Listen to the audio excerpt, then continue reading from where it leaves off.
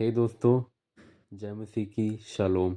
आज हम पढ़ेंगे सपन्या का चैप्टर, जिसमें हम पहला चैप्टर पढ़ेंगे, जिसमें एक सपन्या नामक एक नबी था, जिसको परमेश्वर ने कुछ एक संदेशा भेजा था, जहाँ परमेश्वर फरमाते हैं कि एक दिन परमेश्वर का न्याय का दिन आएगा। दोस्तों, मैं यहाँ से पढ़ रहा हूँ सेकंड से लेकर फिफ्थ तक, तो ध्यान से सुनना।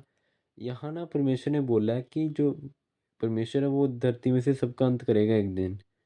हर एक नष्ट हर एक दुष्ट का अंत करेगा, जिसने परमेश्वर के प्रेम को ठुकराया। क्योंकि आप देखोगे परमेश्वर हमसे बहुत प्रेम करते हैं, लेकिन हमें ये भी नहीं भूलना चाहिए कि परमेश्वर हमसे किसी का न्याय भी कर सकते हैं। और वो न्याय किसका करते हैं? जो कि उसकी व्यवस्था का पालन नहीं करता। जो परमेश्वर का न्याय का दिन होगा, उस दिन वो बहुत ही भयानक दिन होगा उन लोगों के लिए जिन्होंने परमेश्वर के प्रेम को ठुकराया, और जिन्होंने परमेश्वर के होने का वजूद इनके मन में है ही नहीं। मतलब वो विश्वास ही नहीं करते कि परमेश्वर एग्जिस्ट करता है। तो ऐसे अविश्वासियों पर परमेश्वर फिर एक दिन अपना प्रकोप रखेगा, और न्याय का दिन होगा।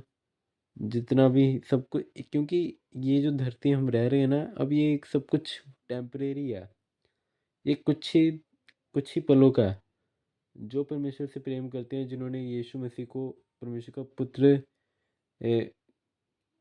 मैं ऐसा कहना चाहता हूँ कि जो परमेश्वर पे विश्वास करते हैं, और ये भी विश्वास करते हैं कि यीशु मसीह परमेश्वर के पुत्र थे, और जिन्होंने हमारे पापों के लिए 2000 साल पहले अपने आप को कुर्बान किया और तीसरे दिन जी उठे। जो हमारे लिए गाड़े गए, मारे गए, लेकिन तीसरे दिन वो जी उठे, क्योंकि पाप और मृत्यु हार चुकी थी तीसरे दिन ही।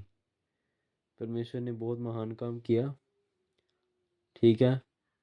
तो जिसके द्वारा जो पाप और मृत्यु है उसकी हार हुई, और जो यीशु मसीह है उनकी जीत हुई। और हम अब ये विश्वास करें कि परमेश्वर ने हमारे लिए किया, और वो तीसरे दिन मुर्दों में से जी उठे। इसलिए हर किसी को अपने यीशु मसीह को अपना उद्धारकर्ता के रूप में स्वीकार करना चाहिए, अपने रखवाले के रूप में।